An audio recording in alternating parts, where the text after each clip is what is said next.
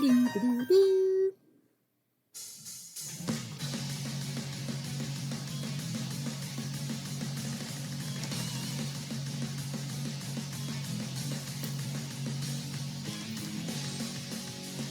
Fire Pro Wrestling World.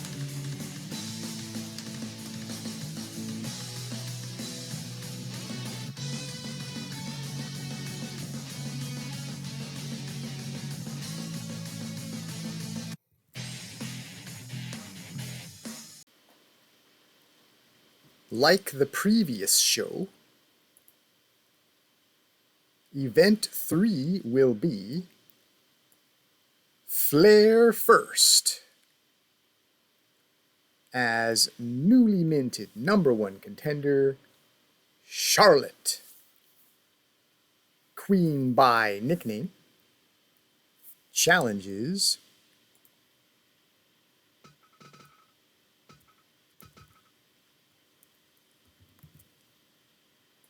Princess Victoria, Queen by virtue of being champion, for the Women's Championship, the junior single. Another matchup of competing royalty. Who is the true queen? The Englishwoman there, having won the United Kingdom royalty rematch. And while Scottish Butterfly Stewart licks her wounds over losing her title,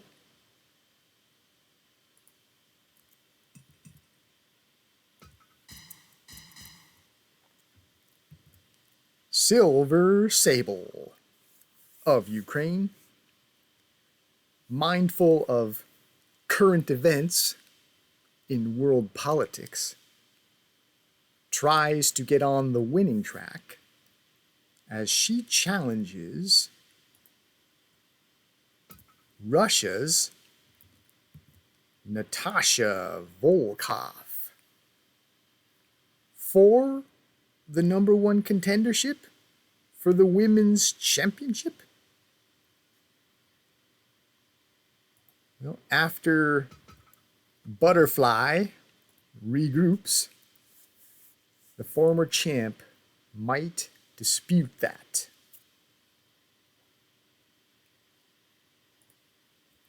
Speaking of world politics,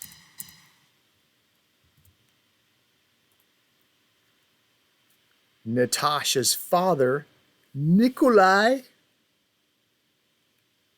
also idol, previous event, will have Russia invade Poland like in World War II. Versus Polish power, Ivan Putski, as two Europeans contend for relevance in the heavy single division.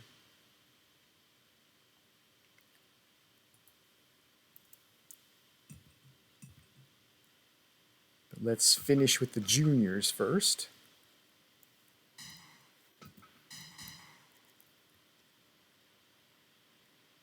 For the Junior Tag Championship, Red Ocean, Japan, Gravedigger, the Irredeemable,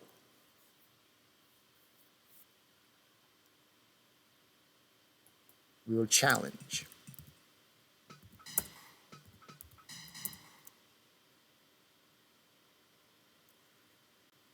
Team Black UK, Black Tiger, Will Ospreay. Rematch from first event.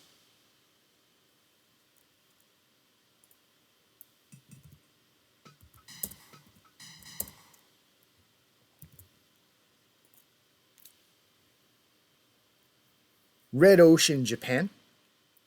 After many mists, I can't even spell it, mists, the plural of mist, and an absolute flurry of fire, Red Ocean, Japan ultimately caused itself a disqualification, giving Black UK the first championship. I did say, after that DQ from Event 1, rematch eventually needed here. Red Ocean, Japan could claim, you never really beat us. Also, insiders report, Shota, less likely to breathe fire from now on. You might recall he almost hit Gravedigger a couple times, which would be counterproductive. So, Shota's been back in the boxing gym to sharpen up the striking, which is more his forte with those gloves on.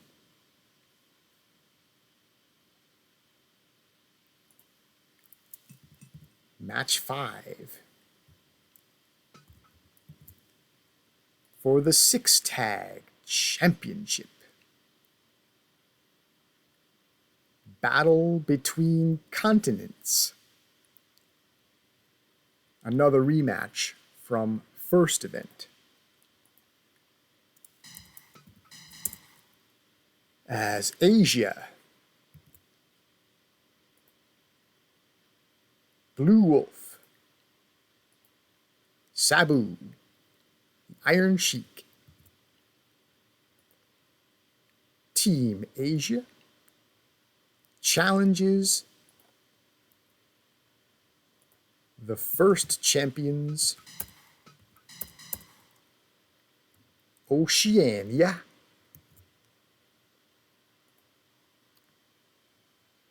Again, the region of islands east of Australia. Team Captain Jay White, Tama Tonga, and the Barbarian.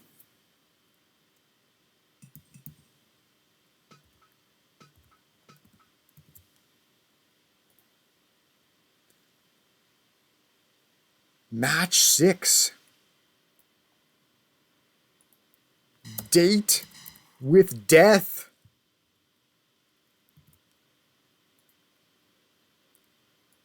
If you recall from previous event,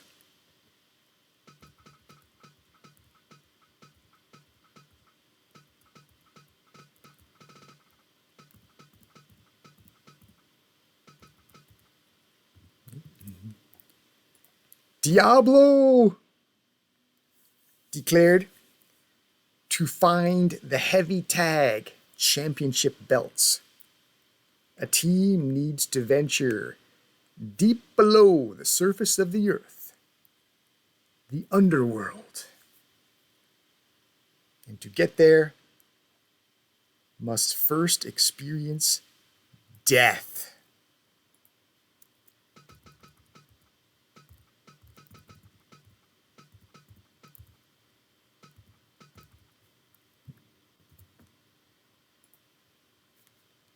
There we have Team Death, Red Death Mask, Funeral Mal.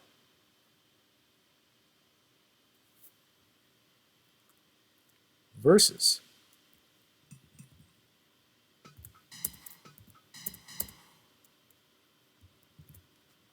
the British Bulldogs. And if these Bulldogs can overcome this obstacle, they will go on to confront Diablo for the Heavy Tag Championship.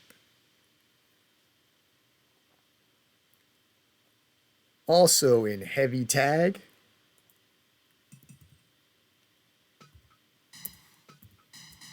the Frustration Match. both teams with recent disappointments. Steven Regal, Rowdy Roddy Piper, Villain UK. Looking to get rowdy.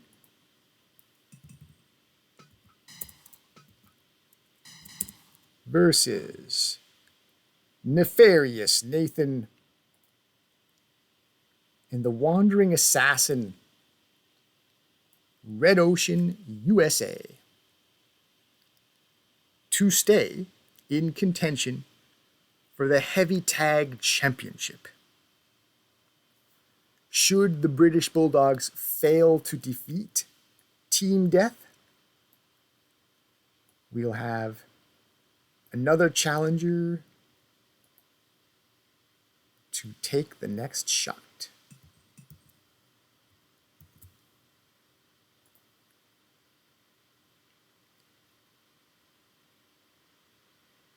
Finally, the main event, match 8 for the Internation Heavyweight Championship. The first champ, Andre the Giant, defends against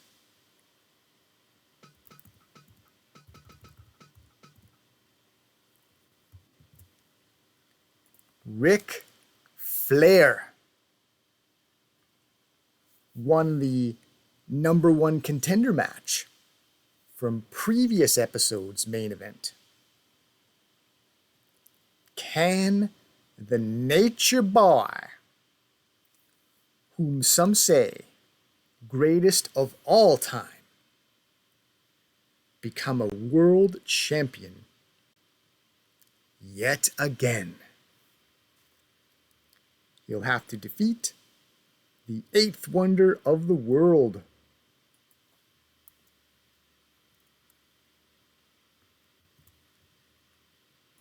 Speaking of 8s,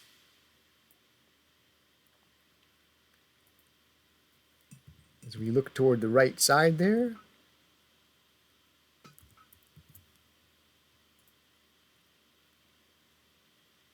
venue is set to Urban Small with a capacity of 3,000, as we see in the upper right. $80 ticket price for 8 matches. $10 per match. Reasonable. But notice we are short of capacity. But by adding advertising, in this case the smallest kind, the poster, watch the top right.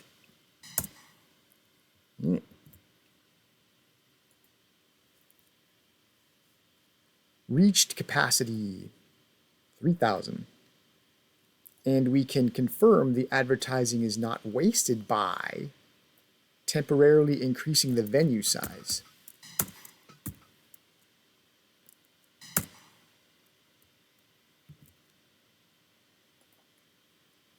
See, over by only 7 people.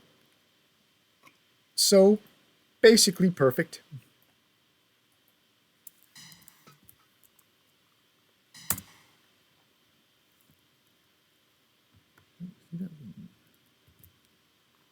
So, 3,000 audience for event 3.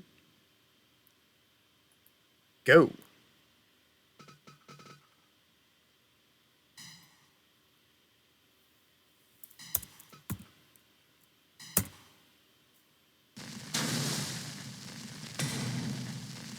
March of year 1.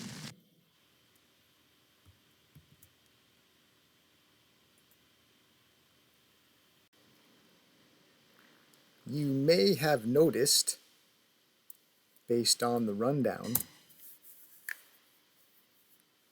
that we're going to begin and finish the event with flares. Charlotte will be the opener, and her father, Rick, will close the show. In fact, as I record this, Father's Day was just yesterday. Woo! Can the Queen make her father proud by becoming the women's champion of Internation?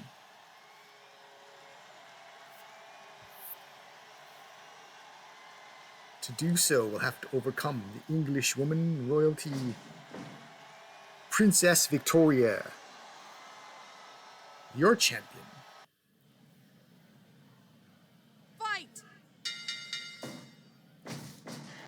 Charlotte, with the height advantage over the champion, drop toe hold, evades the chop, evades the punch, but Snapmare finally lands for the princess. Early Boston Crab, center of the ring. Charlotte has a submission of her own that's actually quite devastating. Body slam, knee to the gut, chop, foot moves in combination, but the rugged, bullying power of Victoria, we've seen that against the Butterfly before. Gets the body slam in there, now the champ goes to work on the mat.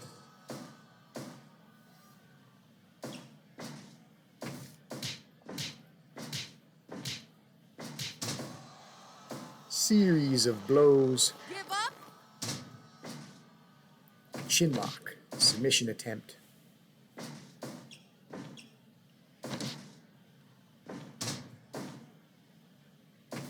Early pinfall.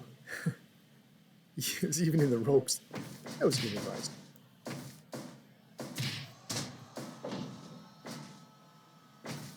Some more of those battering, bullying tactics. Charlotte with the slam.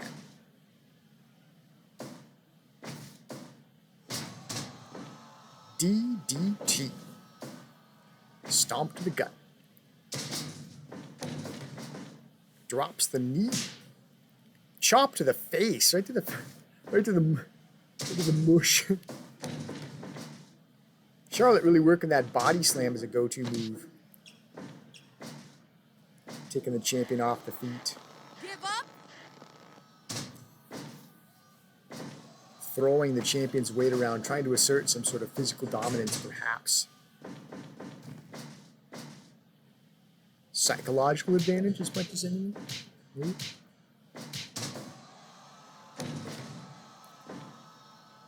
But the current champion trying to damage those good looks of the challenger. A lot of shots to the face. Vertical suplex out of the ring. 2. 5 minutes gone. The champion catching her breath rather than pursuing.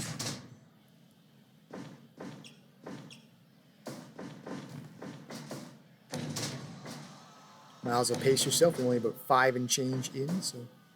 1. Match is still young, as we see from just the 1 count. DDT, bring back toward the middle, closer, away from the ropes in any case, not really toward the middle. I was so busy looking at the distances there, did we see a figure 4 leg lock applied by the champion? Stealing Flair's father's move.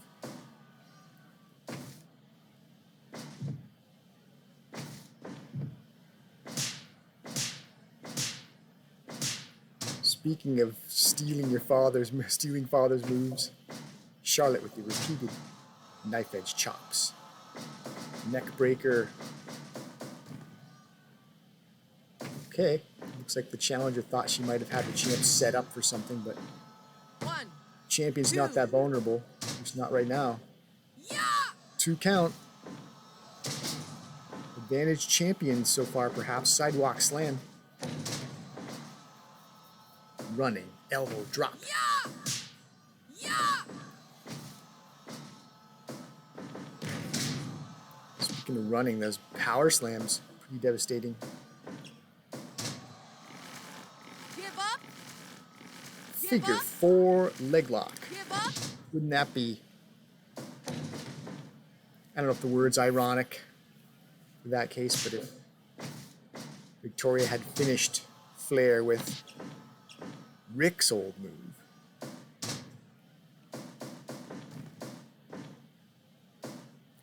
Charlotte's trying to set something up off the ropes, but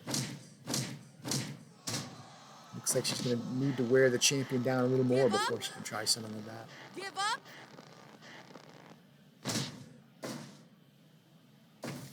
Woo! Exploder suplex with another woo. 10 minutes gone. Figure 8, so that's Charlotte's variety, of course, of her father's famous move, the bridge figure 4.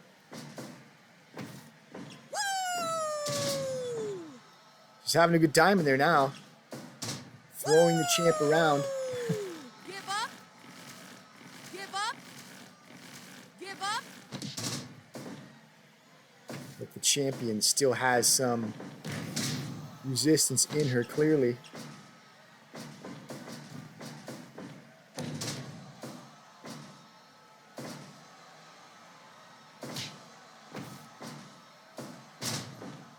Neck breaker.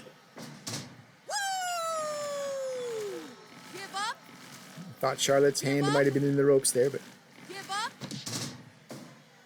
she's definitely trying to wear the champion down, hopefully to Break! eventually induce that submission. 12 minutes in, it could happen in singles action. Running power slams. How close is she fending off this challenge? 2.9, that close. Shoulder block. 2. Another 2.9. Can the challenger respond? Sidewalk backbreaker. Now it's Charlotte's turn to catch her breath. Saw Victoria do that considerably earlier. That could suggest that Charlotte's got considerable cardio advantage in this match, but can she hang in there against the brutality she's had to put up with? Big boot. Wow, moonsault. 2, 3. Off the top rope. And apparently, yes, she was able to weather the storm. Withstanding the champion's power, counters with some finesse in the end. The brilliant backflip off the top rope.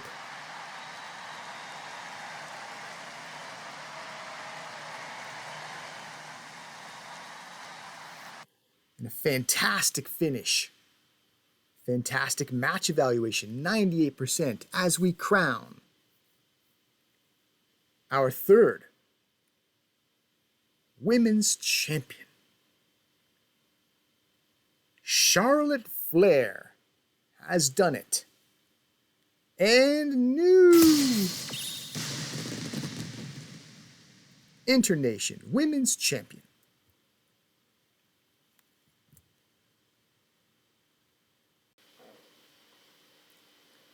Match 2. Perhaps for the number 1 contendership. For the title we just saw.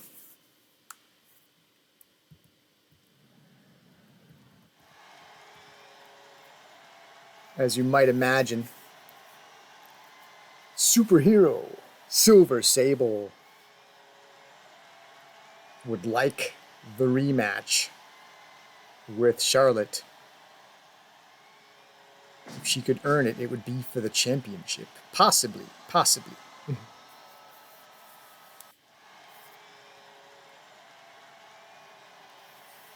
She fell short against Charlotte in the number 1 contender match from last event. Looking for a better result.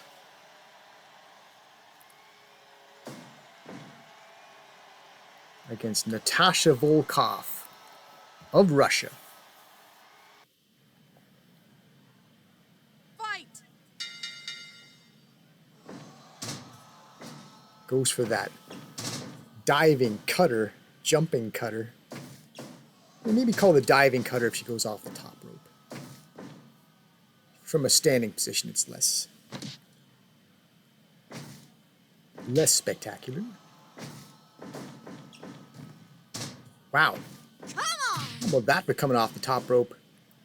Counters the turnbuckle Irish whip. Backflip. Very awesome. With the Russian trying to take some of the wind out of her sails with some straight up punches to the face. Wins a test of strength. Clubbing blow.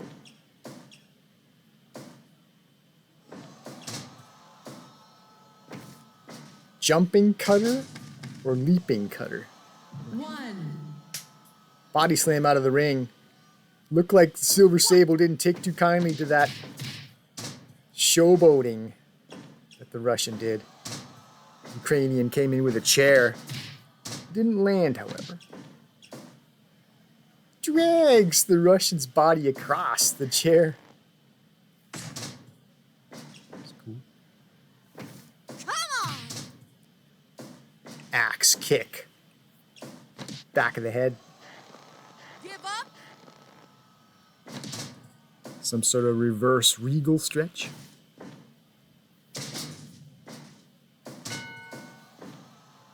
Kick down low. As Natasha gets naughty out there. Follows up with the eye poking twice. And then a combination punches to the face while her opponent's disoriented. Pretty good strategy, pretty good combination. Oh. Just yanks her opponent into her lifting knee there. Did Sable. Give up.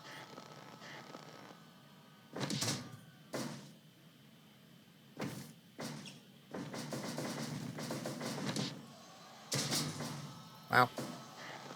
Give up. Some sort of tilt-a-whirl Frankensteiner something or other.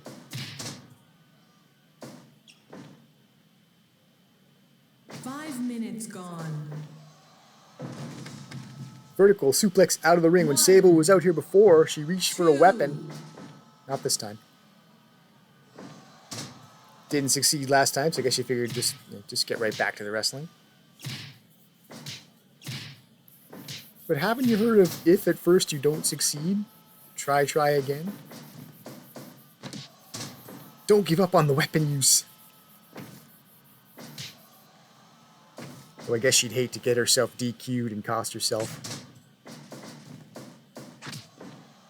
Oh, someone's bleeding. Looks like Silver Sable's bleeding. I may have missed the cause. I know there was some punches to the face landed. Maybe the Russian busted the Ukrainian open with those shots. Give up. Viewer, if you saw what the cause of the blood was, write it in the comments. I might have been too busy pondering the big picture. I might have missed some of the minutiae. Off the top rope, elbow drop to the back. Give up. And wearing down the arm as well. Give up. Give up. As a pool of blood collects around the steel chair. Yeah.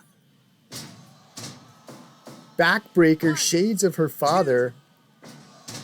2.9. Yeah. As they wrestle in the blood. 1, 2.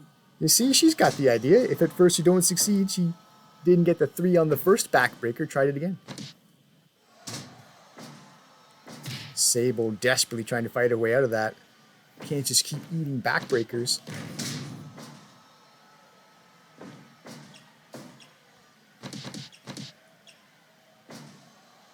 One, 2. 2 count only, so advantage to the Russian. Saluting the crowd. This European crowd, which would appreciate this battle of European wrestlers, you'd think. 2. border dispute, if you will. We've seen 2.9s apiece as we approach the 10-minute mark. 10 minutes gone.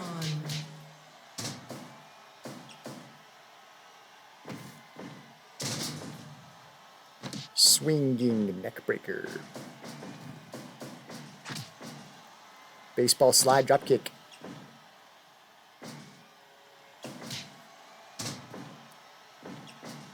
I guess a type of floor drop kick. Does it count as a drop kick if you're on the floor? Oh. Give up. Bear hug. Give up. Isn't that a term that you hear sometimes? The Russian bear. It's a nickname you might hear. Ooh, flapjack. Face first. Coup de grace onto the small of the back, let's say. 1, 2. Some manner of victory roll. Doesn't get the victory, at least not yet. Silver Sable 1, seeking to overcome 2, her bloodied state. 3. They've been wrestling in the red for a while now, these two. The blotchy leave behinds of that cut. Come on. Wow. Combination kicking. Spectacular. There's that diamond cutter. She telegraphed it a bit before. Not successfully, but gets it done this time. We saw the Russian was catching a breath. Now again, getting a bit gassed. As you saw there, she's still faithful to Mother Russia. It takes some time to acknowledge it. Knee to the face. Combination knees to the face. Back, elbow, and then, well, low blow. Not cool. Test of striking. Who's got the heart? That's what it might come down to. Who wants it more?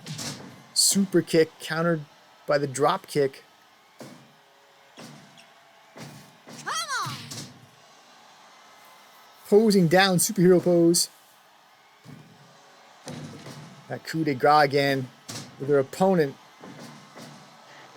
on the chair there. That might have made the difference. The coup de grace while her opponent was already on the chair, smashed her onto the chair. And it was at the lion tamer. In this case, the bear tamer.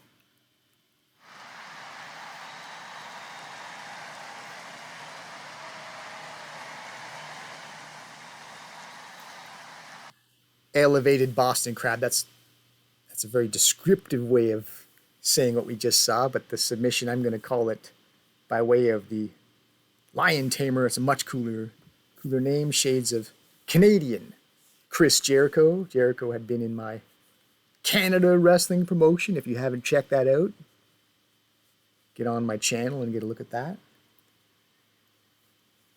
And pending the disposition of Butterfly Stewart, this may or may not be the new #1 contender, but certainly superhero Silver Sable wins the European border dispute and has herself well positioned, certainly,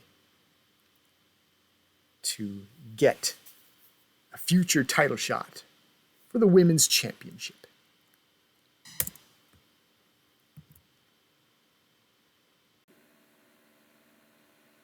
Match 3.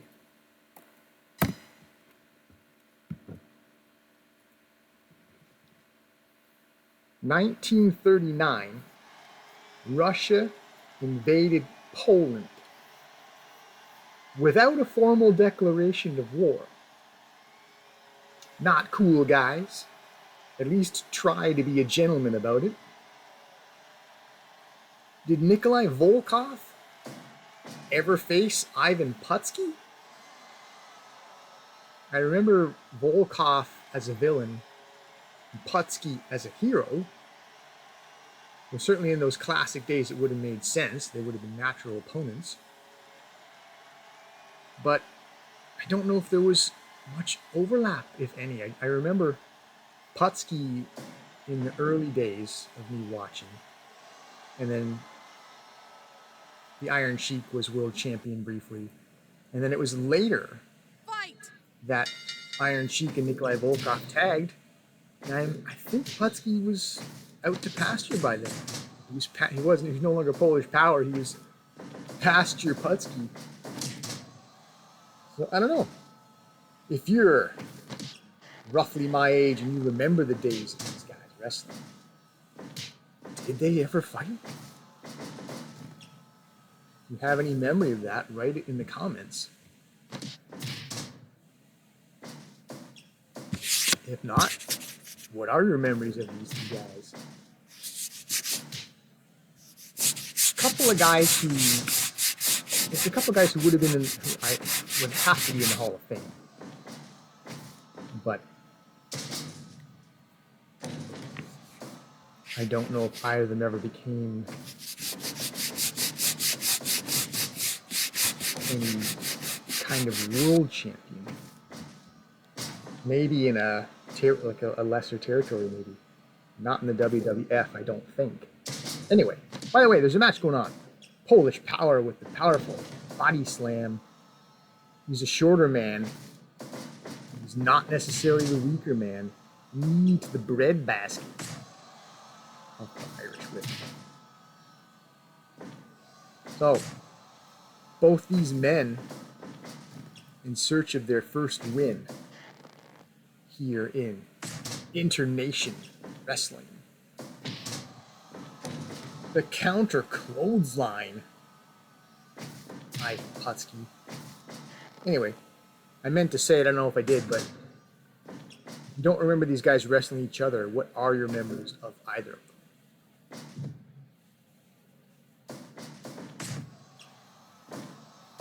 If you don't remember Ivan Putski, then you are younger than me.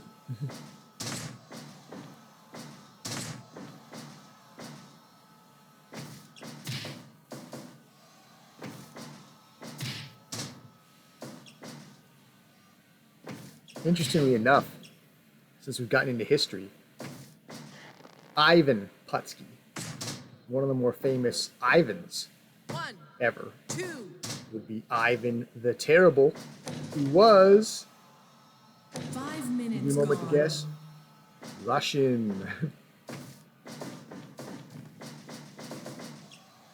So the Pole has a Russian sounding name. Of course, Ivan could be just as ethnically Polish as a name as anything. Could look that up. Could look it up. Could Google it. The origin of the name Ivan. What parts of the world is it most used? So we'll see if I do some of these researches on my own. And I might get back to you on it. Maybe. If these two wrestle again, we might talk a little bit more.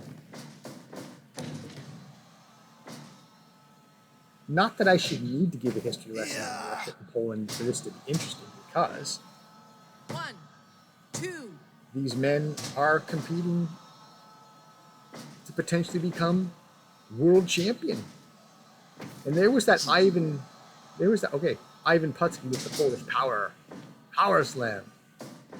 But significantly, we saw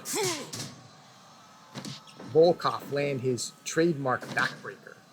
2.9 count we just saw. And there's a trademark in return. That double axe handle, Polish Power. Only a 2 count for Ivan, though.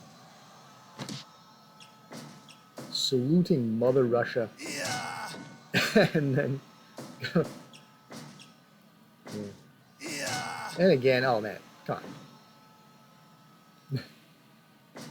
Referee Stephanie Grimfrost taking a good look at that. Couple of fouls, taking note of the cheating. Breathing heavy is the bigger man. Might be that be Putski's road equalizing. So Putski flailing around with a clothesline, missing several times. And eats a couple shots. Break. Some wily maneuvers there by Nikolai Volkov to get the upper hand. 1, See another pin attempt. 2. Just 2, however. Just 2 as we approach 10 minutes. There's the Volkov backbreaker. 1. Goes for the cover. Just 2.9 again. 10 Doesn't quite minutes get it gone. done. Under 10 minutes. So dope.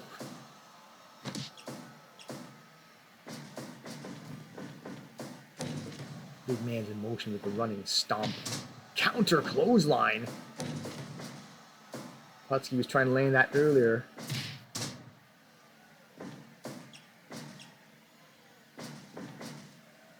Yet another pin attempt. 2. That close for world title consideration. Nikolai Volkov has not got a shot yet. There's the backbreaker, the trademark backbreaker. Just 2.9 though. Ivan Putski has had a title shot against Andre. Nikolai Volkov has not. Another ripping clothesline. Oh, just working him over.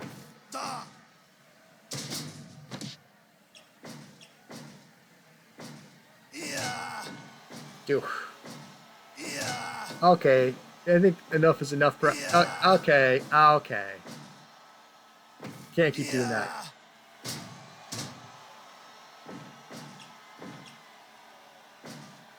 Break. Goes for a pin after all those fouls. Rather than calling for the break, maybe Stephanie Grimfrost should have been calling for a DQ. Look at that. Top rope splash. And the pole. The pole climbed the pole there. Gorilla press out of the ring. 2. 3. 4. Incredible power on display. Both men breathing heavy. It's gut check time. Who wants it more? 1. 2. Yet another backbreaker.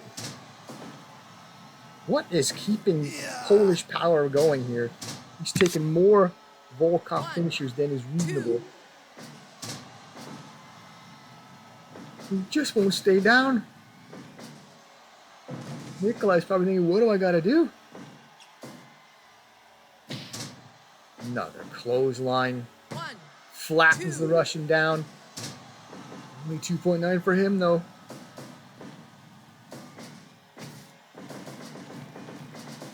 Irish whip. He's hit enough clotheslines. I guess he figures let's do it off with some momentum. And that'll get it done. The Russian's reeling. He eats. The double axe handle from behind while he's stunned. Still not enough.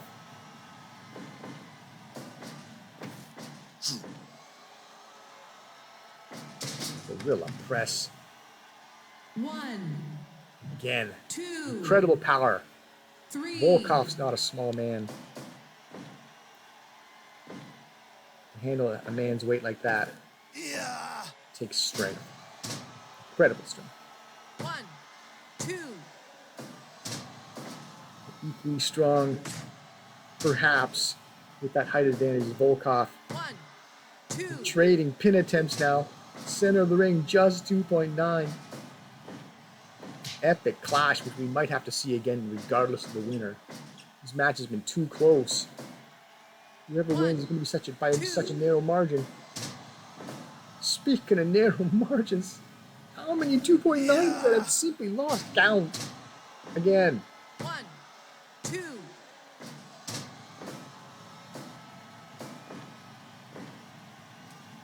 I also don't know what to say. This is superhuman endurance by Putski. 1. 2. I might have to watch the match back just to count the number 2.9. Well, if we need a drinking game, take a drink every time Nikolai Volkov gets a 2.9 count. Well, dueling charges there. Football tackle attempts by Volkov, clothesline attempts by Polish Ivan Putski. And he gets a 2.9. Madness.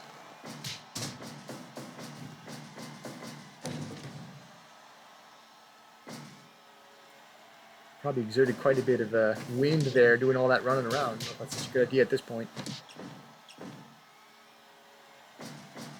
Maybe just hit the guy and lay on him and hope it's 3. 3. Just to get this over. Which is what Putski basically did. Nothing fancy, just get the next pin attempt going and just hope the other guys had enough. What a protracted affair.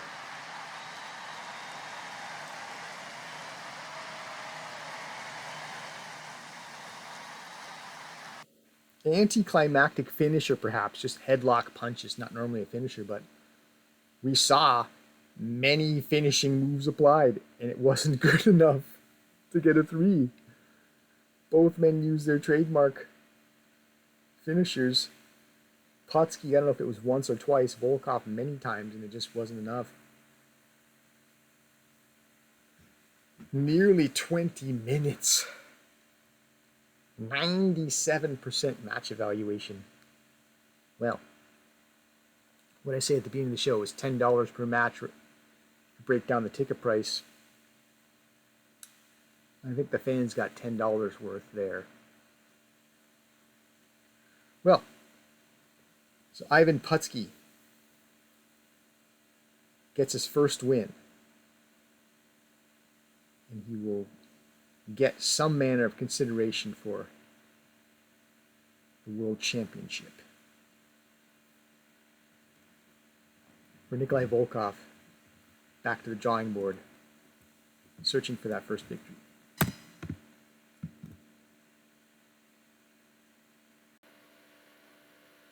Match 4, you might say the hotly anticipated rematch for the Junior Tag Championship. Hot, literally referring to heat, as the irredeemable Shota, you see emerging there first, uncorked many fire breaths in that first match. To no avail, however, because Red Ocean Japan lost the match. But apparently he's switching off Dragon Mode and concentrate on the striking. Meanwhile, elevated to the sky. Whoa, we're so elevated. Osprey, Osprey, Osprey, Osprey. Team UK Black. Black UK. Fight. Black Tiger, starting it out, gets booted in the pelvis. Grave Digger suplexes his man into the Red Ocean Japan corner, which is not red. It's Challenger Blue. And Black Tiger returns a favor on the vertical suplex. That might have been a European uppercut, which is significant because he's a UK guy, right? UK, Europe. You get it, right? Write in the comments if you get it. So I'm not crazy. Write in the comments if you think I'm crazy. I'll take that too. Okay, mist, green mist applied. So I said that Shota was expected to call off his breath weapon. No such pledge was made about Gravedigger. Shoots the mist early. Now he's got to contend with the 2-on-1. 1. Vertical suplex out of the ring as the Aerial Assassin takes his turn. Give up.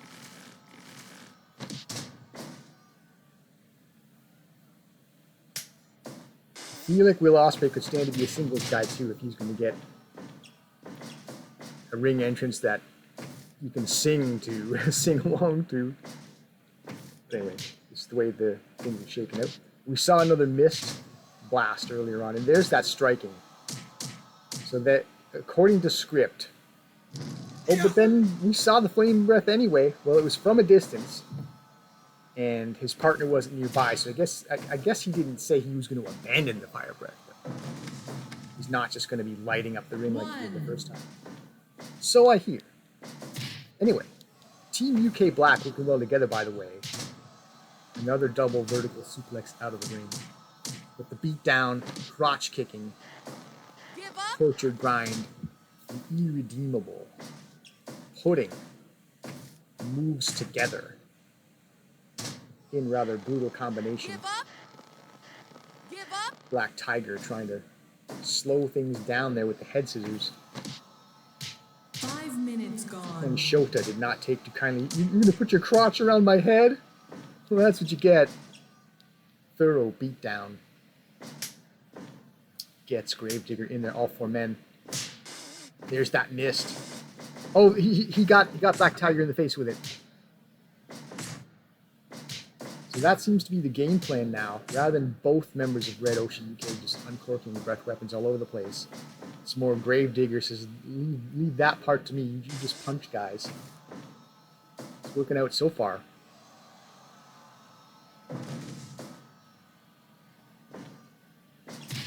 Oh, he went for another mist. I'm gonna get booted in the gut.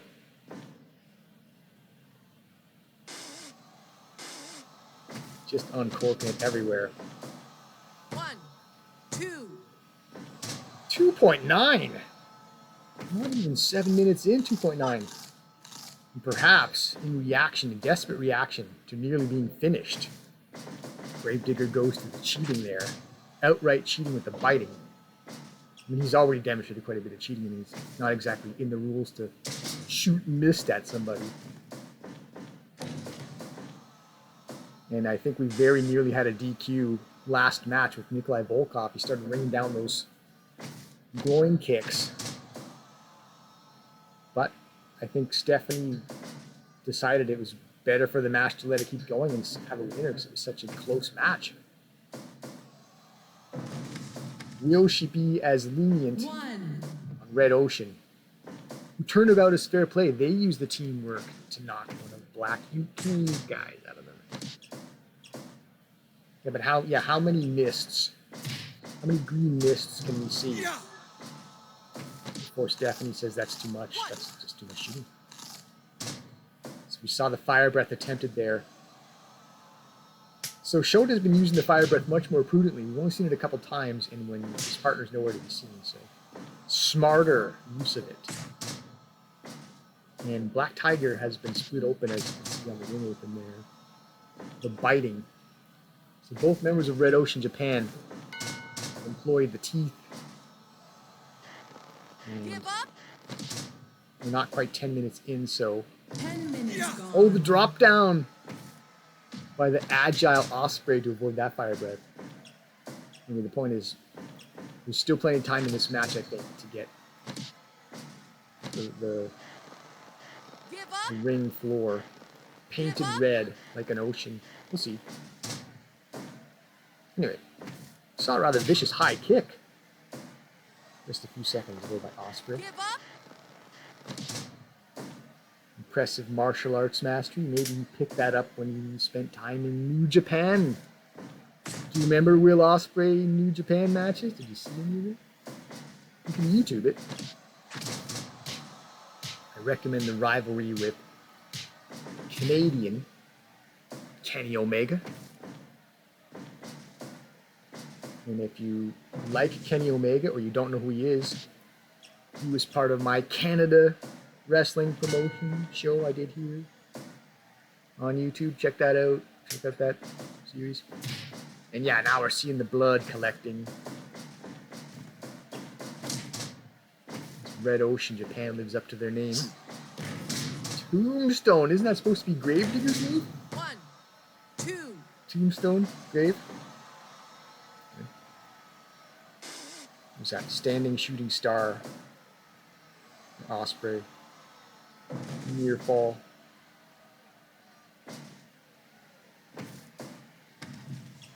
Cast out of the ring. 2, 3, Digger taking a while to recover out 4. there. Black Tiger. If you saw him out there outside the ring, look like he's gone delirious with blood loss already. He tried to drop kick the side of the ring. If you didn't see it, go back, rewatch it. Pretty funny. There's the mist. The green missed. Double dropped it, though. Give up. Give Black up. Tiger laying in his own blood during that ankle lock submission attempt. Shota, fire breath. I guess if I got two opponents, his fire breath's liable to hit somebody. Give up. Give up. Another ankle lock.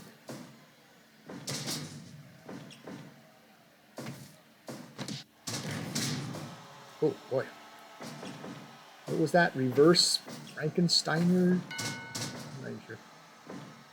Low blow, setting his man up for a submission attempt. Give up. Just grinding that blood into the mat. Some of that. Oh. Sort of sidewalk. Slam by Ospreay. Anyway, that mean streak by Shota.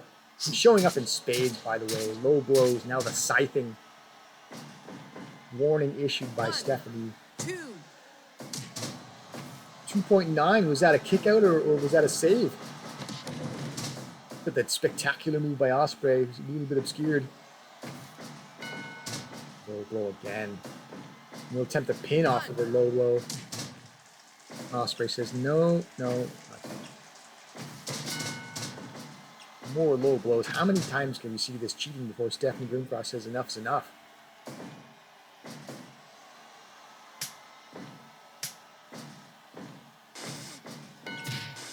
He missed low blow. There's so much cheating I can't even call it properly. Fighting.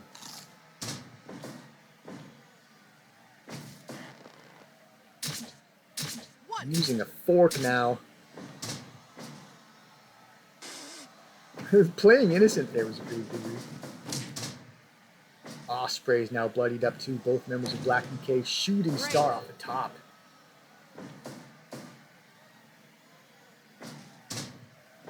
Spear attempt.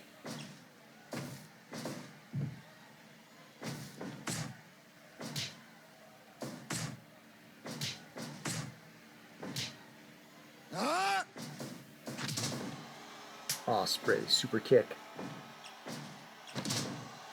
Surprise roll up there. 2, 3. That was impressive. I really enjoy that. Probably not what Gravedigger would have expected.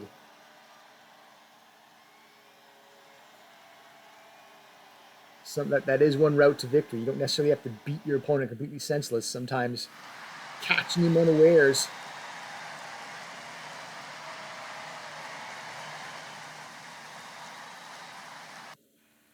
I kind of feel like Black UK was destined to hold on to that title anyway. I mean, there was so much cheating by Red Ocean Japan. I think if that had gone on much longer, we might have seen a DQ. We could have seen a DQ. By the time I was stumbling over my words, there was so much cheating to call. I think the case could be made that Stephanie Grimfrost referee was probably about ready to call it. So, what is it like to be Red Ocean Japan right now? They adjusted their strategy a little bit. At least one of them went lighter on the breath weapon and try a different approach. History almost repeated with the DQ. Black UK didn't end up needing it. The champs hold on. Flying roll up, Black Tiger gets the finish. So Red Ocean maybe seeing red at this point. Where do we go from here in this division? Weigh in. Viewer, we still have the Dominican duo hanging around, wondering what the result of this will be and where do they fit in. So cast a vote if you like as to what the next title match should be in the junior tag. Still champions now. You might say cementing the title reign now. They won the title through, unusual circumstances. It was a DQ the first time. They won for real this time, despite all the adversity they faced. They were both bloodied. They put up with a lot of cheating by Red Ocean. They won anyway. Black UK is your Internation Junior Tag Champions. And still,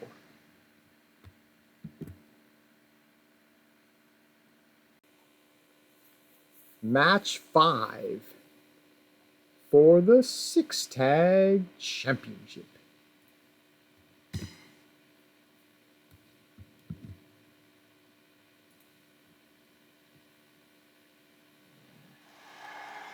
Team Asia.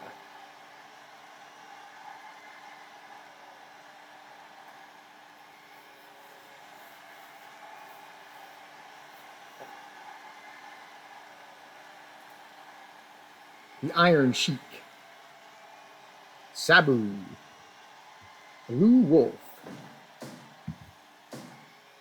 Having won the #1 contenders match against Villain UK to get another crack at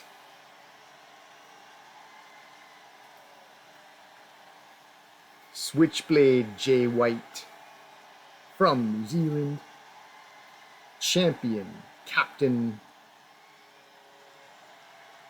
leaves the two Tongans, the Barbarian, the Bad Boy. Team Oceania, your champions. Fight! Blue Wolf is trying a slightly different ring attire. I don't know if you noticed the difference. Some slight variations. Same color scheme, but Yeah! athletes can be superstitious types. There's no rational reason why a minor tweak to your ring attire should change. Unless it's something fundamental, like a support issue, maybe. If there's something amiss with your attire and it's distracting you during the match, then yeah, maybe that might cost you. Anyway, Blue Wolf, the first one to tag out, so Team Asia blinks first. As Captain Jay White stands tall, fighting now two members of Team Asia, so not the best start for Asia, but the Iron Sheik now goes to work, Give up! knocking the New Zealander down. And at the first sign of adversity, Jay White gets out there, tags in the Barbarian with a classic old school WWF matchup. Oh, goes down low. There's the rally killer for you. I feel like we should see this in singles. Iron Sheik versus Barbarian. Would you appreciate that, viewer? Even if it detracts from the 6-Tag Championship, if we took a break from it? See that singles match?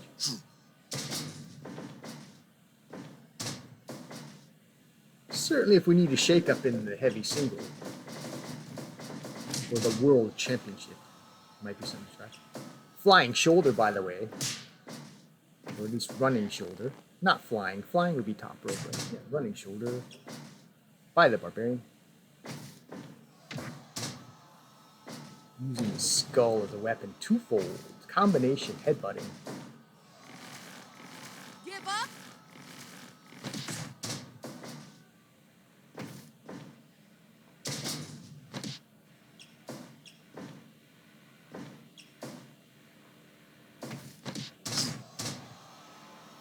Knee to the face.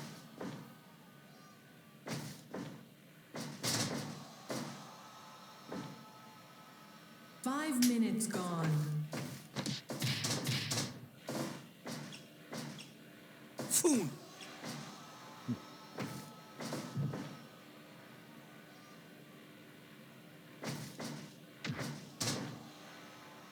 The other Tongan using his head as a weapon too.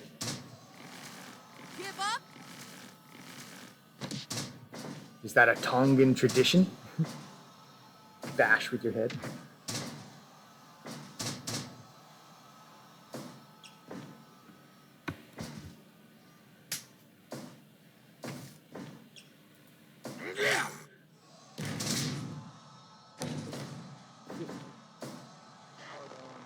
Give up!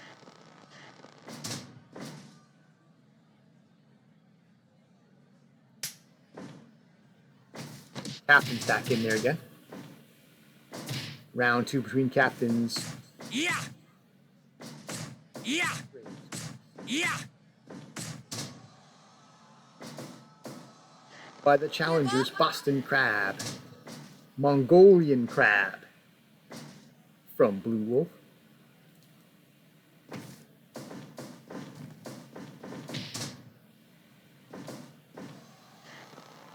Give up. Referee Grimfrost asks for a submission, but I think we knew we weren't going to get it.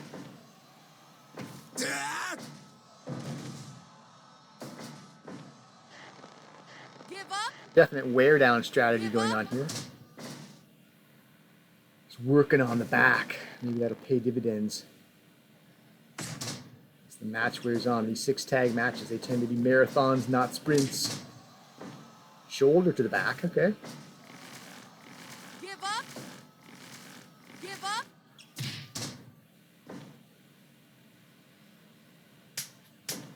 All 3 members. Oceania in there, only briefly though. It's one of the Tongans tagged them. Yeah. Still 4 men in the ring. Gorilla Press. I want to say awesome power on display, but Sabu is technically a junior in this game. But he's not a small man. If you ever watched Sabu, he's not little. 10 minutes gone. It seems to me he's rather thick around the chest, actually, too. So, Give up. to manhandle someone of that size. And Blue Wolf says, I got Boston Crabs to go around. Your 1, Oceania members. 2, Tosses him out of the ring. 3, Now he's in the bad part of town there, Barbarian. He's getting worked on by 2. 5, Gut wrench suplex. Sabu picks up a chair, too. Oh! 7, Dog combination chair shots. ECW. ECW. ECW. He goes down low. And then up high with the overhead. Oh, exploder suplex as we get back to the action in the ring. 1. Yeah.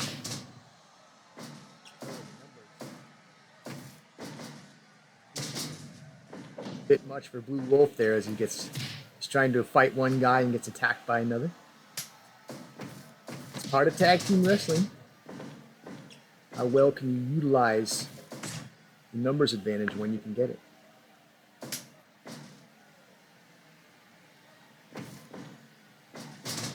In fact, just getting the numbers advantage is part of the strategy too. Seek the numbers advantage and exploit it.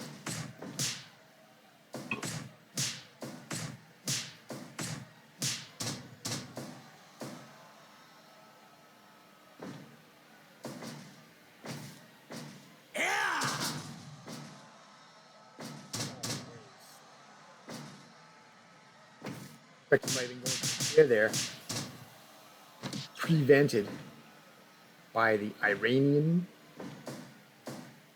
He doesn't seem to know what he wants to do right now. A little confused out there. Well, he's a bit of an old man by now. Right? He's still wrestling in the time of Switchblade and Tama Tonga. He's a little old. Foon. As we tamper with reality here. And cross wrestling eras.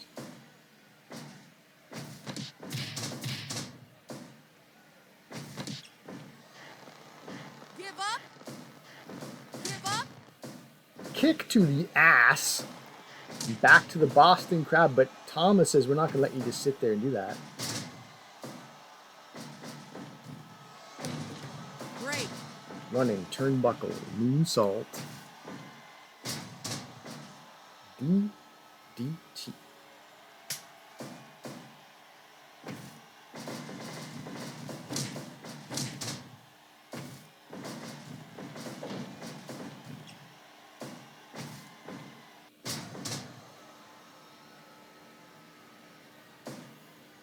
Again with that. DDT, but onto the chair this time. ECW. He's going to fly. Sabu. Moonsault off the top. We saw that move earlier win Charlotte Flair the Women's Championship. Double suplex out of the ring. Bad boy barking like a dog again. 2-on-1 on the outside. Wow. Oceania. Ooh, wow. 6, Plenty of violence out there. More than one guy grabs for a chair. 8, 9, Oh, Jay White goes for a chair, and while he's doing it, gets clubbed over the back of the head 12, 13, by Sabu. Look at the chairs piling up outside. 15, That's pretty awesome. 16, And Sabu grabs another one as he's on his way back in the ring. Oh, tries to give it to Two. the Barbarian. Yeah, okay. Fair enough. I thought for a second, is that his teammate? But no, it's a bit confusing there when you get 6 guys going against him. And they look somewhat similar, but that doesn't mean anything. Bad Boy and Sabu look pretty similar too, doesn't mean they're teamed. Although that could be a basis for why I tag guys up. Anytime you can look similar. Gorilla Press. Pounds the Mongolian down into the corner. But he got a little bit too courageous in enemy territory. Gets grabbed and exploited.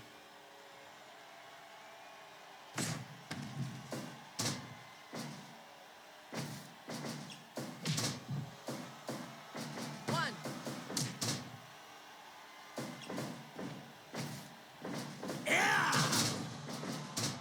5 guys wrestling at once in there. 20 minutes gone. Captain Jay White was looking on, cooler heads prevailing, I guess. He's surveying the big picture from the ring apron. Figuring out how do we hold on to how do I captain this team to a title retention.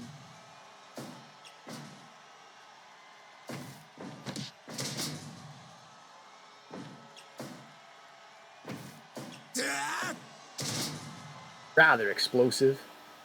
But we're starting to see signs of fatigue. That's not the first time we've seen guys need to catch their breath a little bit. Wow. They look like a death drop turned into a rolling face plant. There's got to be a much simpler word for that. Double suplex out of the ring. And another double suplex. Team Asia working together. Definitely want more of that. They're going to win these 6 tag title belts for the first time. Is that backbreaker slam combination? Pretty cool. That backbreaker shades of his classic partner Nikolai Volkov. Not so lucky earlier in the card. Overhead belly to belly just now. Keep doing that. I keep pondering the big picture, not paying too close attention to the action, and I gotta rewind in my mind. What did I just see? And I'll just call it retroactively and hope I'm not wrong. Hopefully a little persistence of short-term memory. And boots him in the face with that pointy footwear that the Iron Sheik is famous for. I have actually 2 versions of the wrestling many decades ago, it seems. And that was it. When I had him wrestle people, he did that all the time. Kick people with a pointy boot, and it would be obviously a big advantage to do so, and maybe these boots should be outlawed if they're pointed.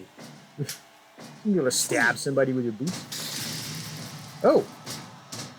Double arm DDT. Saw that red notification. I think that's move theft when you steal someone else's. Finish! Finish he's calling for. Spears his man. Oh, but doesn't go for a cover though. So much for a finish. Maybe next time try to pin the guy. Overhead suplex. Cover him. You're in Asia territory. Definitely setting him up. No, he's screwed around too much. Tried to be too perfect. Asia persists. No, Oceania. Sorry. 1, 2, Clothesline. 3. Cover. And it absolutely cost Blue Wolf. Terrible mistake. He had the bad boy on the ropes in Asia territory working him over. If he had gone for a pin deep in the challenger corner, it would have been well covered by his friends. Shouldn't have been an interruption.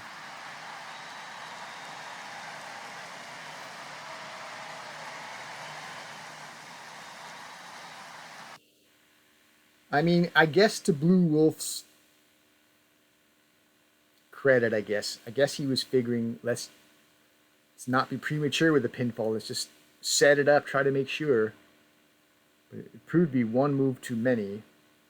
The bad boy escapes, gets tagged out, and the Barbarian, his fellow Tongan, takes it for Oceania off the big old clothesline.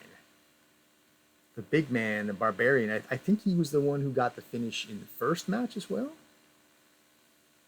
When Asia first faced Oceania and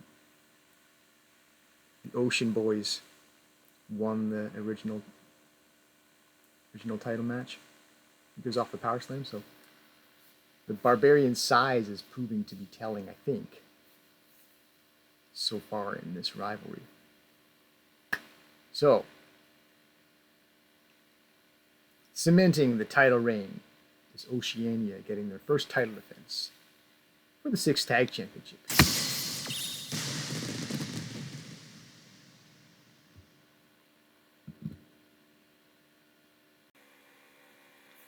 Match 6. Date with Death.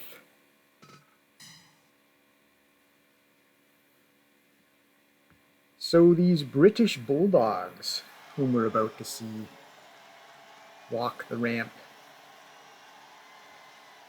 they won the semi-final against the villainous UK rivals. They won what they thought was supposed to be the final on their road to the heavyweight tag team championship of Internation, only to discover that death stands in the way of them even getting a shot. Even this isn't for the heavy tag title. Funeral Mal from Mexico precedes Red Death Mask of Japan. International team who are Internation. And that's a good approach as any, I think. Davey Boy Smith just outright punches Death in the face.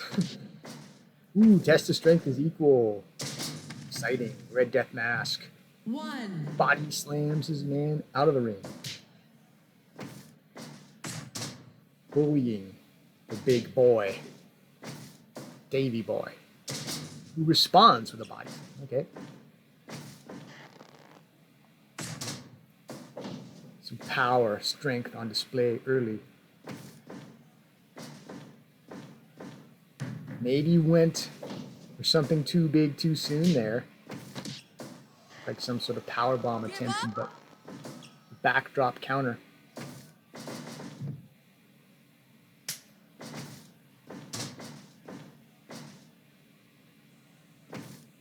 In comes Dynamite Kid. And the British Bulldogs working as a team there.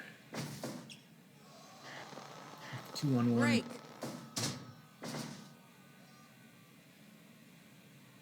Get our first look at Funeral Mal.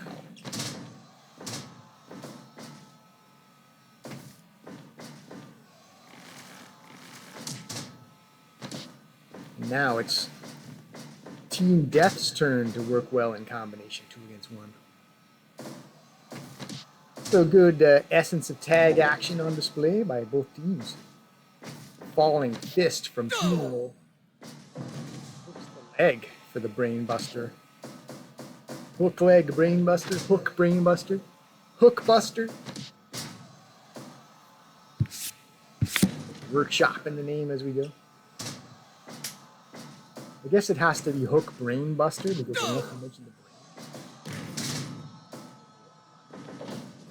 Pile driver, by the way. Package pile driver. But how about the agility by the big man Davey with the drop kick?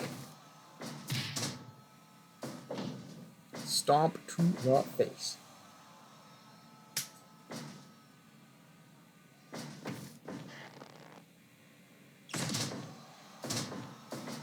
seen that more than once. That surprise break, roll up 5 pin minutes attempt gone. occurring during a 2-on-1, so extra element of surprise there, as the victim's not even sure who to focus on.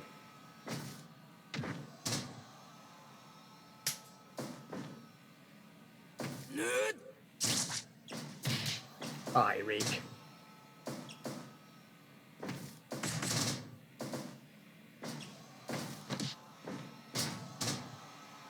Who just did the eye rake anyway? Was it the good team or the evil team? I didn't even notice. one, Not that death is necessarily evil. Death is just a fact of life. But I think in the context of this story, they're being portrayed as a sinister force. 1, 2, Power slam into the pinning combination, 2 count. Early for a 2 count, under 7 minutes.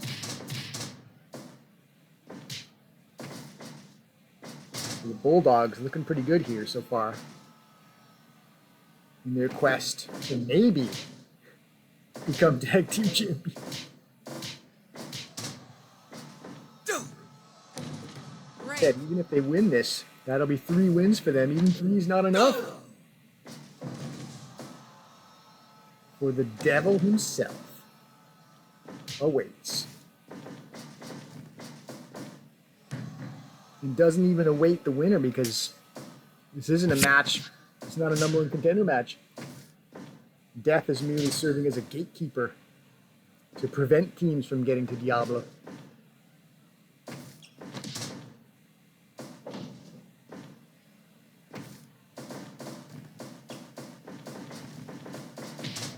Running clothesline, knee drop combination wrestling from Dynamite. Dynamite display, backflip dropkick. Look at Dynamite Kid's agility, energy, the excitement. They always were a fun team, weren't they? The British Bulldogs. Headbutt. Yeah, Dynamite Kid's not afraid of using the head. Seem to recall he would use a flying headbutt. He can probably use it as a finisher. Back in those days, you could get away with a move like that as a finisher. 3 Nowadays, minutes gone. high spot. Something. 1, 2, Modern wrestling has taken the spectacularity away from top rope moves, I think. I guess part of the thing is so many people have the agility to go off the top rope now that it's not as rare, so it's not as ooh-ah as it had been.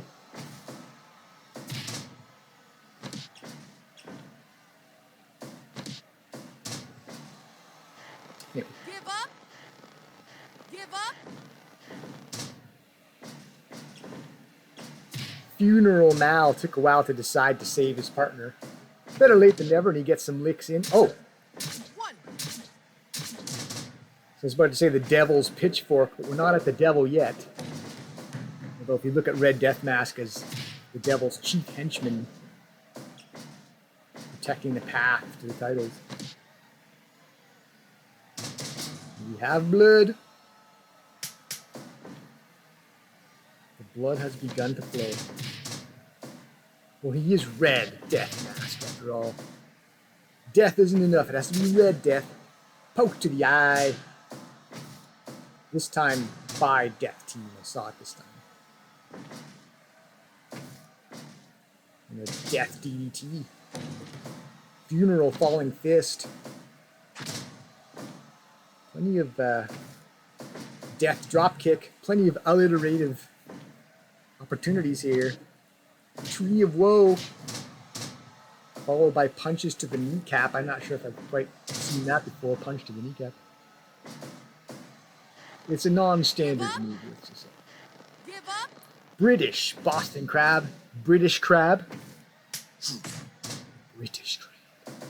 European up. uppercut give up, from the UK guy, of course. Should have that move.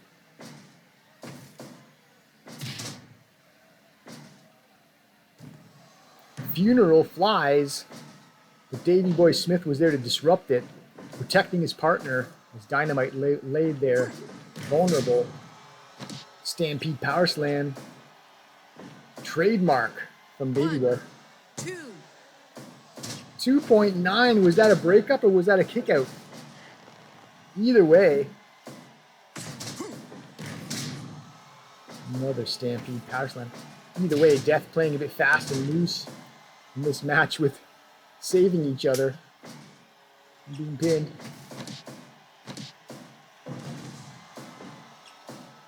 Who knows, maybe they've been given special instructions from Diablo. You know, make it interesting, but let them get to me. I want to feed on them. Spectacular top rope move, by the way. You see it? Oh, wow. Once again, a couple of corkscrews. 1, 2, 3. Finishes with a moonsault. And pretty spectacular finish. Some top rope spectacularity followed by the pinfall. Poor Davey Boy lying in a pool of his own blood there, blood seeping out.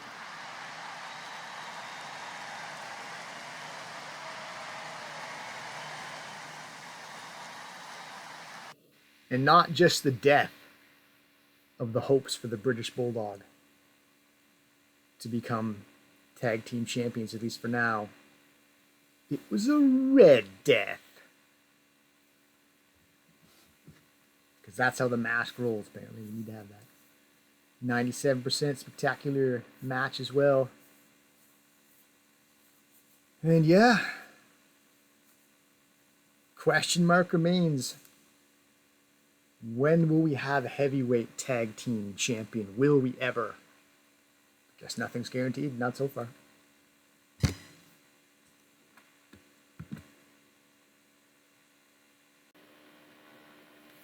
Increased importance for this next match.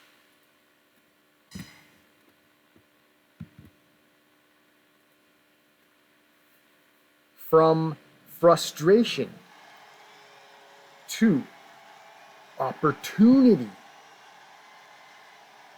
The British Bulldog loss means the winner here gets the next crack against Team Death. Rowdy Roddy Piper, Lord Steven Regal, Villain UK.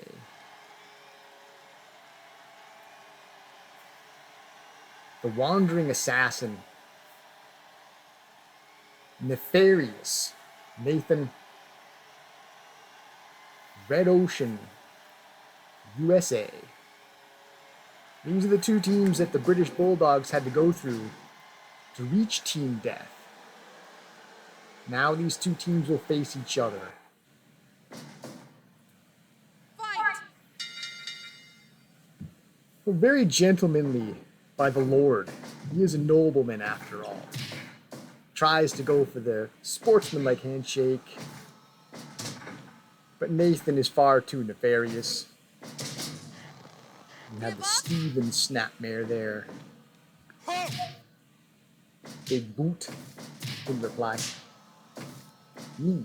Slap. Very rugged. Beat 'em up style by the Lord. But oh. The reply was very nasty by Nefarious Nathan. Biting. You have blood. We have a steel chair now. Which was Nefarious's response to being tossed out of the ring. And tosses the Lord into the blue corner, but we're back to the red corner. Back and forth action. Raking the eyes along the ropes. Well, I mean, these are two villain teams that made good opponents for the British Bulldogs. Now, it's, you know, underhanded versus underhanded. Double. Team up vertical suplex, but we remain in the ring. We got blood. And an early drawn blood, too, so definitely advantage to Red Ocean, as there's blood everywhere. We're already very much an ocean of red. Steel chair nearby. It's already a wild affair. 3 minutes in, that's it. Hip toss, some of that old school, old timey wrestling. Team up clothesline. Well, undaunted by the blood, Villain UK is getting on track here.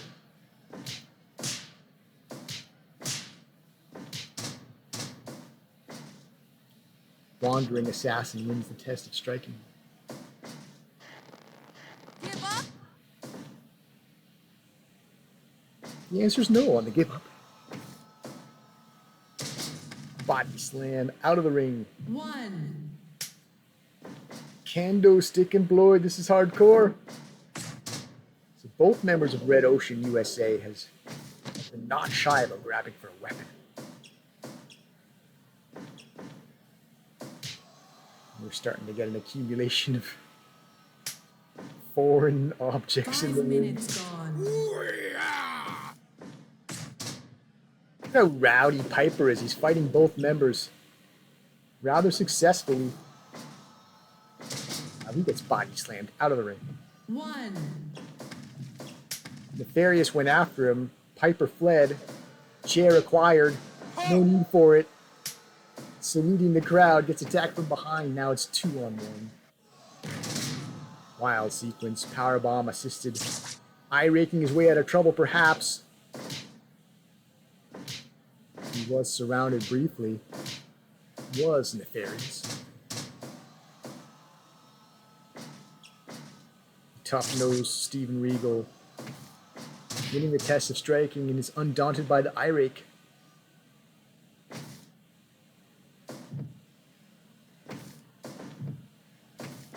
Undaunted, non-daunted. Vertical suplex out of the ring. 1, 2, 3, 4. Vertical suplex out of the ring as we have action both in and out. Vertical suplex in the ring too. 7. Body slam out of the ring. So guys getting slammed around on the floor there. Table shard acquired. 11. Doesn't land with it and gets Irish whipped for his trouble. 13. Into the guard wall twice now. 14. Just for another weapon. Now he's got a steel chair. 1. Oh, disarmed, however. Now we have 4 weapons laying about the ring.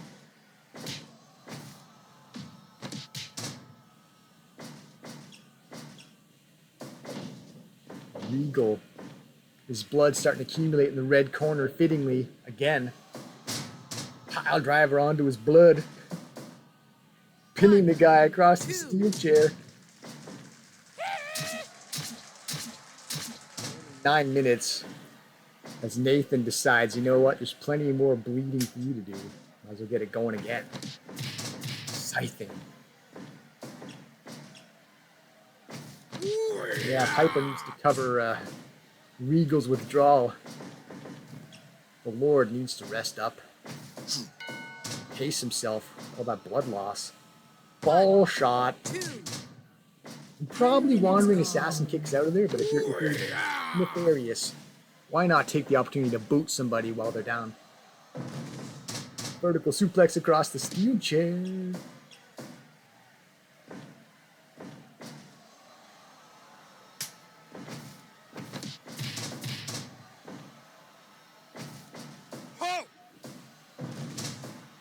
Pile driver. Ball stomp.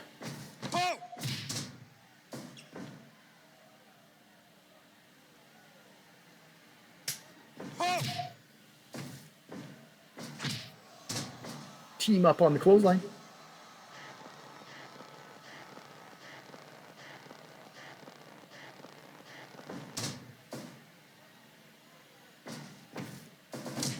Oh, miscommunication among Villain UK there. Give up. Unintended collision. Oh. Yeah, it's a battle of the rule breakers. Yeah, neither of these teams are nice guys. 1, 2. German suplex, perhaps, or the UK suplex. 2.9 though. That close to their own date with death. 1, Villain UK. 2, Hero 3, UK was not equal to the task. 4, 5. Ooh, the kendo shot 6, again. 7, Twice working the midsection of the rowdy one, 9, who's 10, not deterred. 11, The ball shot getting choked. 12, Blood accumulating out of the ring. 13, Debris from foreign objects. 14, Another foreign object 15. introduced. Another steel chair. Falls on the ring apron there. Ooh, weapons everywhere.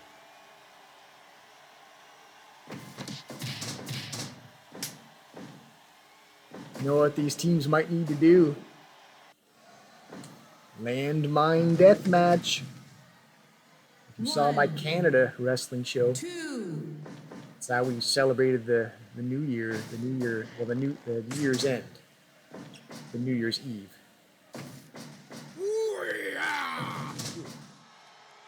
Pile driver on the steel chair. 2, Claw hold pin maneuver. All four men brawling it out. Other pile driver. 2, 2.9. It looked like he might have been a bit slow to get in there. Both teams have had 2.9s. Very close, very violent match. I do kind of want to see this again, whomever wins.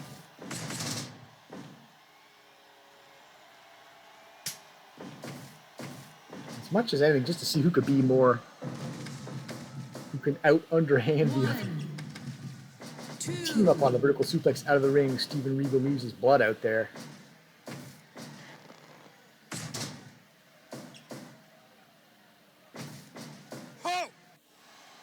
Ugh. Another pile driver onto the steel chair. 2, The save is made. The match continues.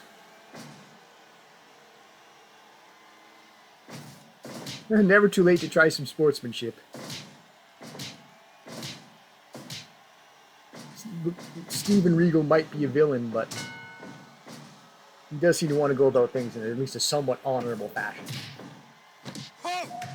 Oh, brass knuckles. The warning comes from Stephanie Grimcross. Oh, takes advantage of the dazed Regal. Cranks him with the mist. Been a tough outing for the Lord. He's been bloodied. He's been misted. Choked. 3, Look at Rowdy celebrating, just booting the crap out of everybody. From Boots to Boston. The Crab. Eye rake. Regal looking to even up the sides there. Sees the tag, makes a tag of his own. All four in the ring.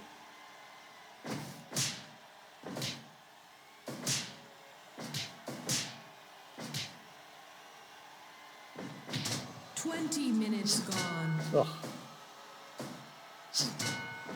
Might want to hold off on some of those low blows. I mean, it's been a wild affair. It'd be a shame to settle it 1, by disqualification. 2, He's out of the ring. He's back in the ring.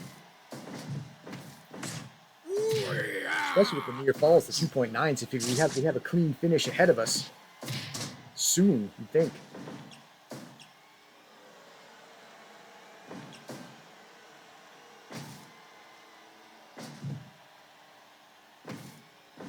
So we've gone over 20 minutes. Largely due, I'd say, to a couple near falls that maybe could have succeeded, Give up.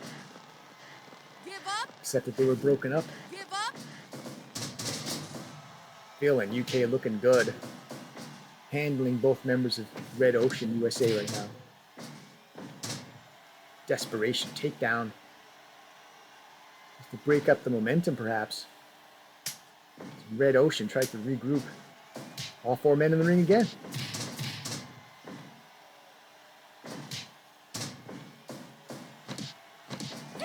Oh, submission applied.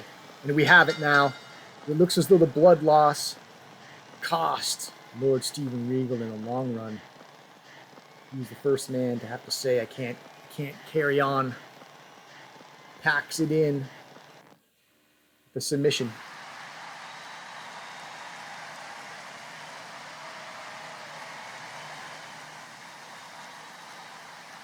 Okay, Nefarious Nathan says, you might be a lord, Mr. Regal, but I'm the king, as he applies the King Cobra hold to get the submission. Can Red Ocean USA become the kings of this division? They're taking a step closer. They should get Team Death in Event 4 to see if they can get on to the final phase and face Diablo. Find out next event, the next chapter in that saga.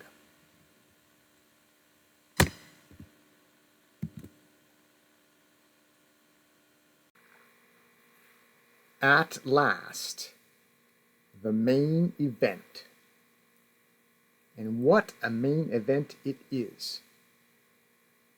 As two all-time greats battle for the Internation Heavyweight Championship.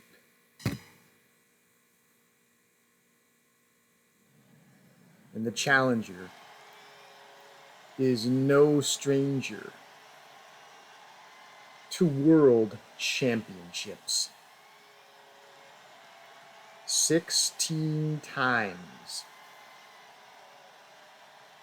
The Nature Boy has verified himself at the top of this industry. Can he make it 17?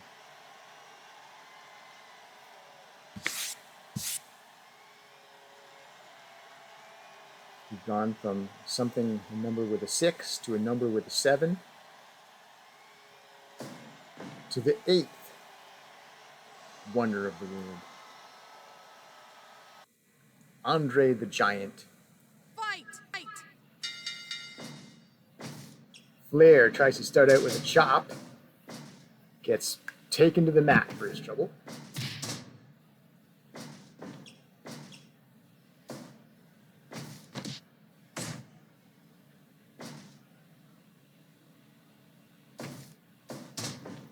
Flair Mare gets the big man off his feet.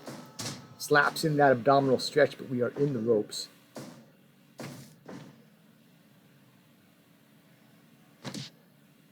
Test of strength, no surprise, won by Andre, but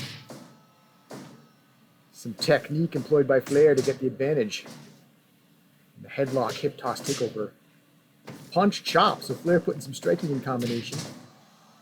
It's a knee, however, and stomped. Oh. Looks like an outright chokehold there. Referee Grimfrost was content to look for a submission. I guess either some chokes are legal, or when you're Andre the Giant, maybe your referee's a bit afraid to disqualify you, so you might just let that go.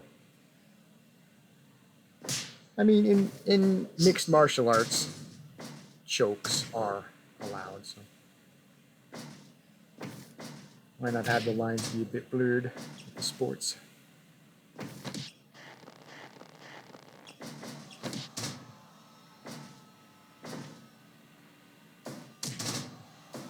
Oh, low drop kick landed by Flair.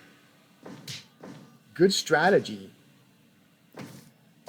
Probably for more than one reason. Looking to wear down the legs, maybe, for the figure 4 leg lock eventually.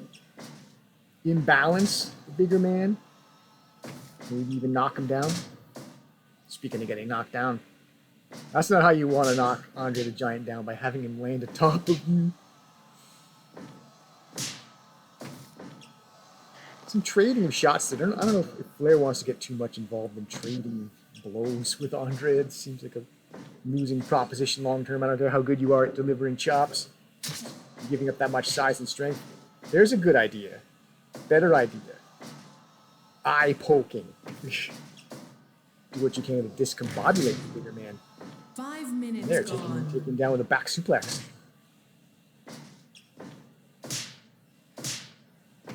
Andre landed slaps though.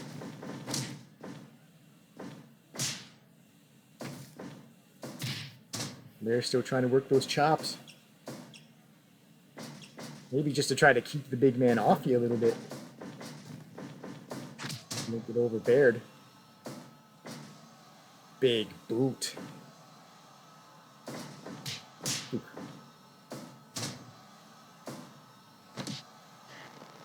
Give up. Boston Crab. Give up.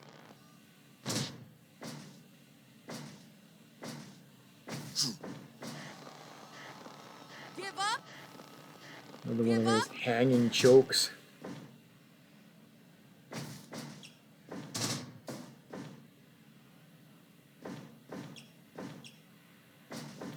Yeah, Ric Flair again having a little bit of trouble handling Andre's weight, understandably. Flair mare. Eye poke again, tried to use the low drop kick in combination.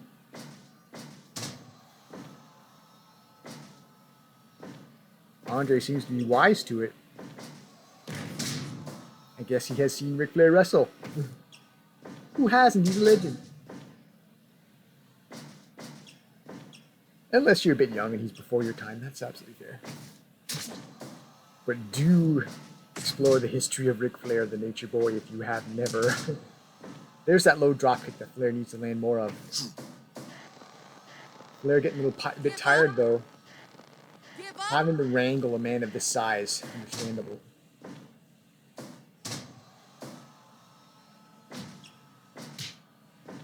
Andre surprisingly nimble out there. You know, in his younger years, he seemed to be fairly, somewhat agile. 1, 2.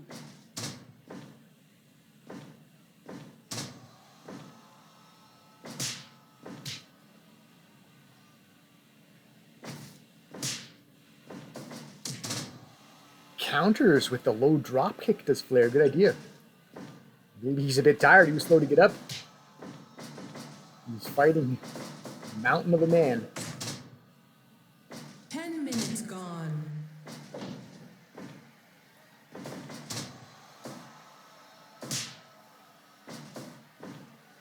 Flair sticking and moving the chop.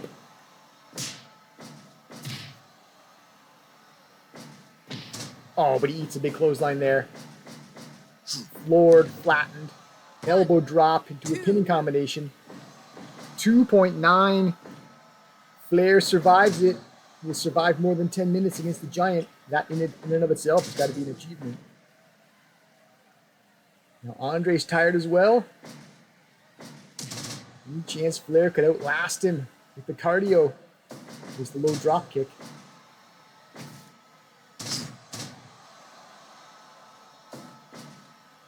One, 2. 2.9 again. Devastating clothesline. Ugh. Yeah. 1, How many of those can you... 3. Ah, no shame, Flair. This is the 8th wonder of the world. He's a massive man. They do call him the Giant, after all. Back to the drawing board, perhaps, if you're Flair.